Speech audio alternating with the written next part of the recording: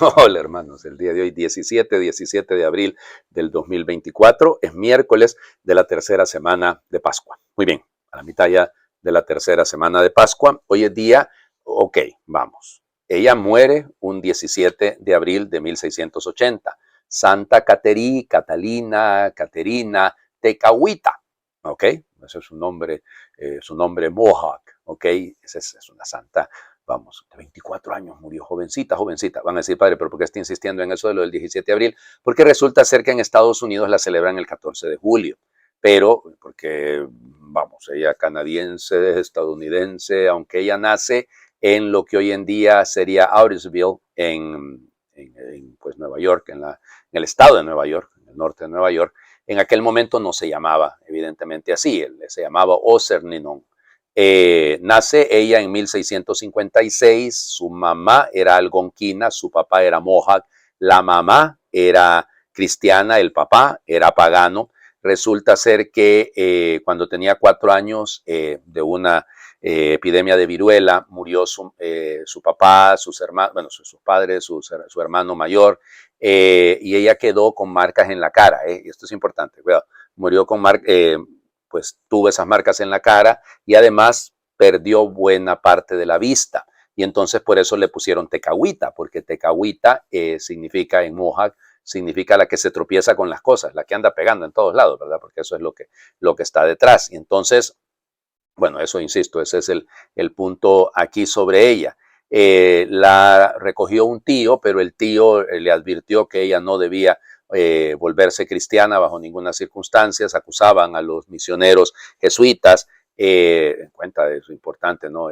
Isaac Jogues, Jean de la Ronde, que van a ser los grandes evangelizadores en esa zona, ¿no? De hecho, ellos van a sufrir el martirio unos años antes, o sea, ellos 10 años antes del nacimiento de ella, ¿no?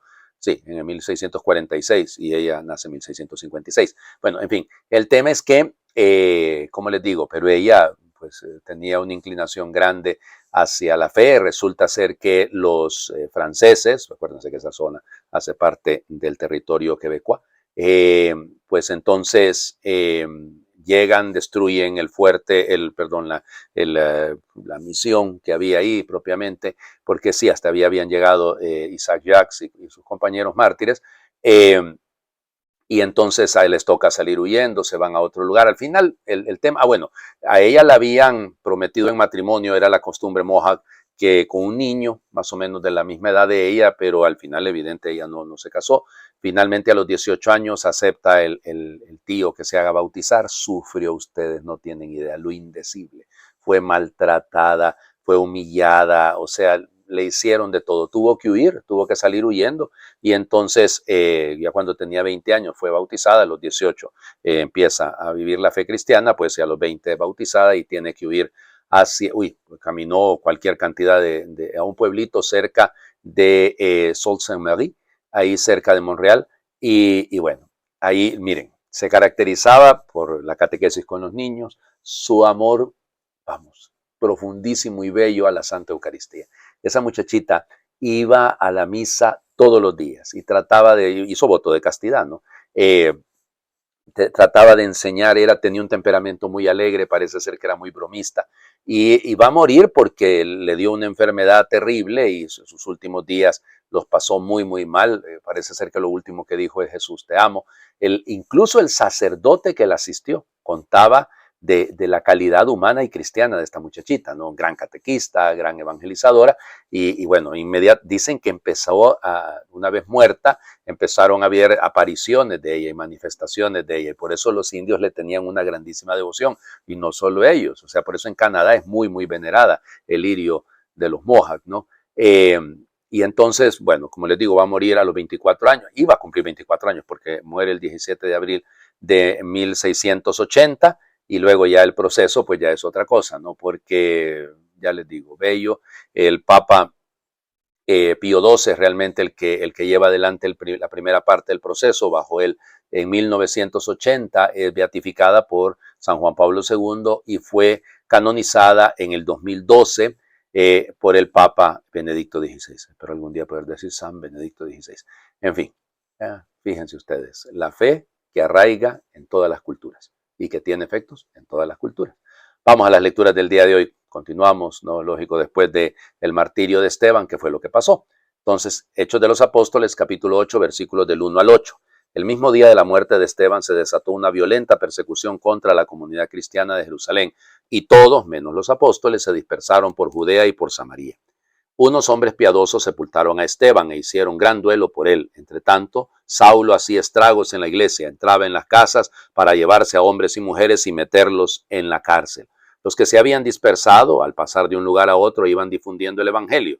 Felipe bajó a la ciudad de Samaria y predicaba allí a Cristo. La multitud escuchaba con atención lo que decía Felipe, porque habían oído hablar de los milagros que hacía y los estaban viendo.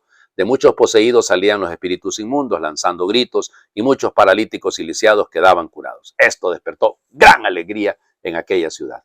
Palabra de Dios. Te alabamos, Señor. Bueno, el mismo día de la muerte de Esteban se desató una terrible persecución, está bien traducido, una violenta persecución contra la comunidad cristiana.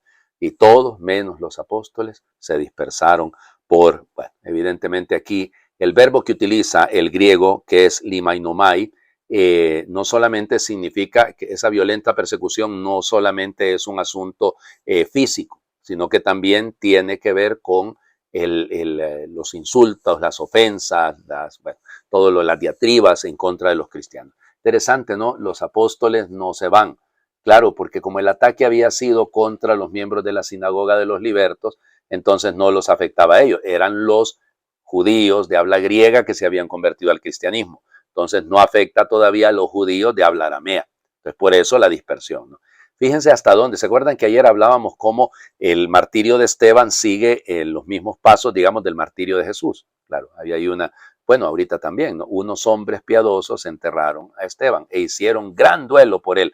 Piensen en lo que nos cuenta de José de Arimatea, un hombre piadoso, un hombre de fe, un discípulo en secreto del Señor Jesús, va a decir Lucas, y luego el llanto de las mujeres, ¿no? El llanto de las mujeres que, como les diría, sufren mucho por esto. Bueno, luego los que se habían dispersado, que son, repito, los judíos de habla griega, como les diría, se van, por donde van pasando, van llevando el evangelio. Y aquí es muy importante esto de ir difundiendo el evangelio, ¿ya? Porque están evangelizando, evangelosomai. Es decir, hay el evangelos, están llevando la buena nueva, pero eso es el verbo. O sea, entonces, siumai, que significa que es una acción. O sea, no solo es la predicación es una acción, se vuelve un verbo, pues, y bonito, ¿no? Porque normalmente evangelos existe, el evangelio, pero como sustantivo, pero aquí se vuelve un verbo. Iban difundiendo el evangelio, iban evangelizando. La traducción es así un poco particular. Bueno, y fíjense cómo nos dice que la multitud escuchaba con atención lo que decía Felipe. Ese verbo prosejo es estar muy atento, no es tener la mente atenta. Entonces estaban muy atentos, prosejo, muy atentos. Ahí me preguntaba yo cuando estaba meditando en esto, ¿cómo estaremos nosotros de atentos?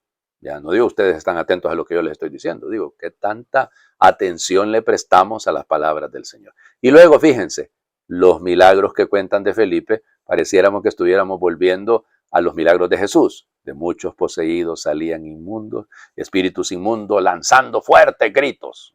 Este es un verbo bastante fuerte porque estaban gritando. Ese es el mismo verbo que va a utilizar Lucas, de hecho, para describir lo que hace Jesús cuando expulsa a los demonios. En el capítulo 18, por ejemplo, de Lucas, el verbo boao, ya, o sea, es fuerza con la que gritan.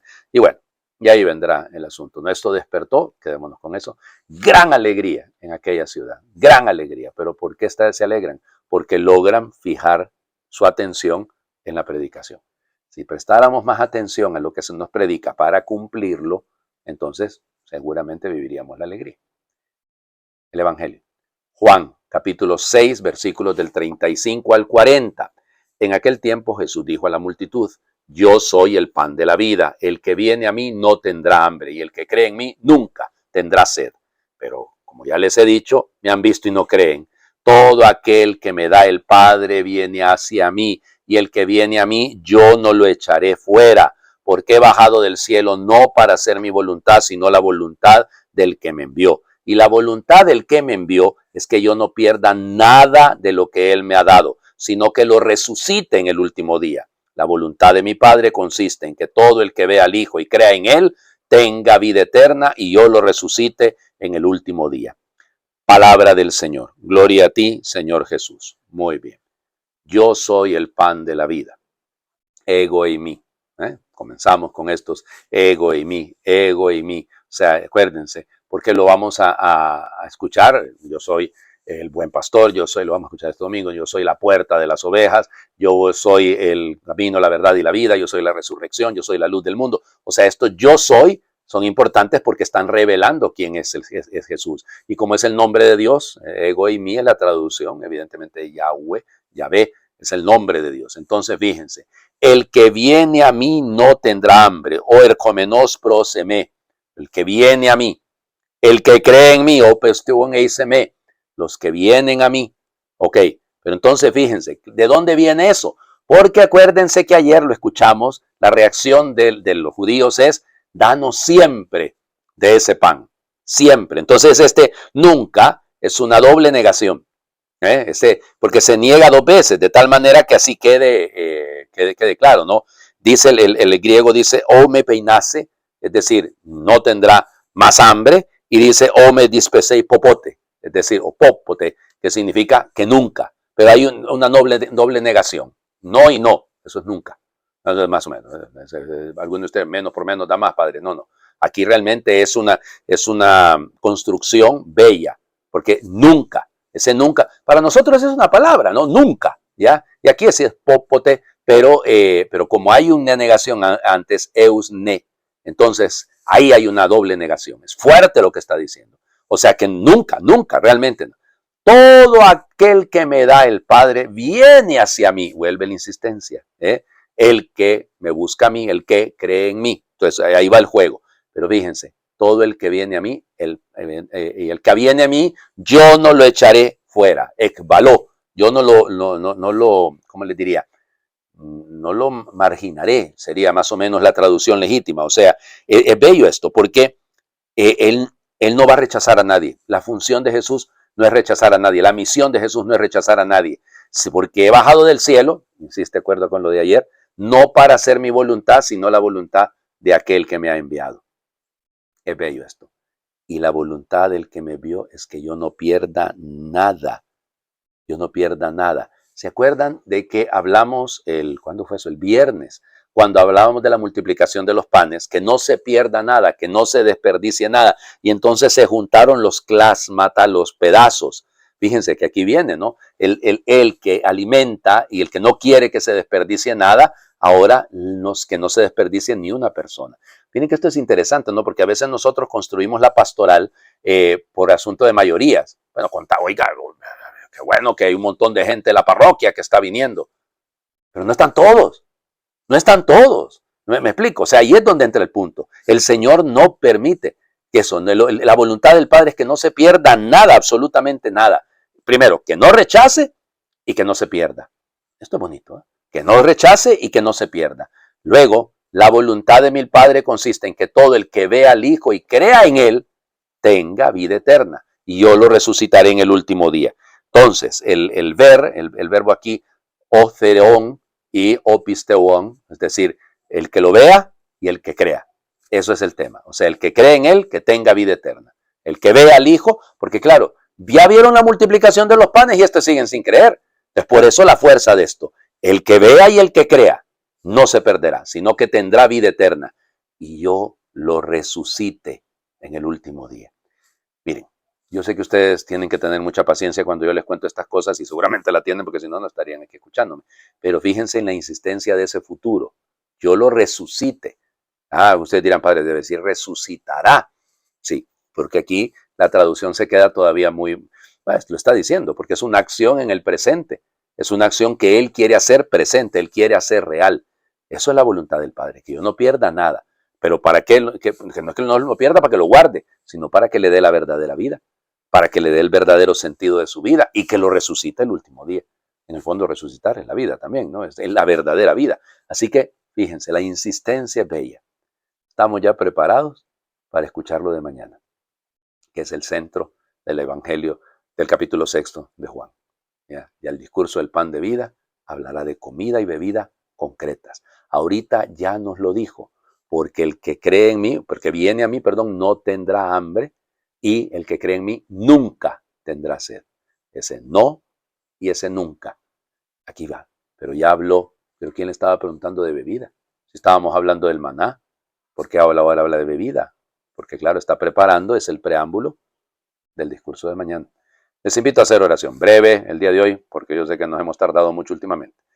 Jesús, en la Pascua nos enseñas que la vida triunfa sobre la muerte. Con tu entrega hasta el final cumpliste la voluntad del Padre y nos mostraste que la fidelidad pasa por la cruz del dolor y la persecución. Ayúdanos a ser fieles, que no bajemos los brazos en las dificultades y cuando nos toque vivir alguna cruz, confiemos como vos en la ayuda del Padre. Señor de la vida, enséñanos a vivir más cerca del reino en las cosas de todos los días. Que así sea, Señor. Amén. Señor esté con ustedes y les bendiga a Dios por intercesión de Santa Caterina Cahuita, el que es Padre, Hijo y Espíritu Santo, y su bendición descienda, les acompañe siempre. Muy feliz miércoles para todos. Cristo ha resucitado, verdaderamente ha resucitado.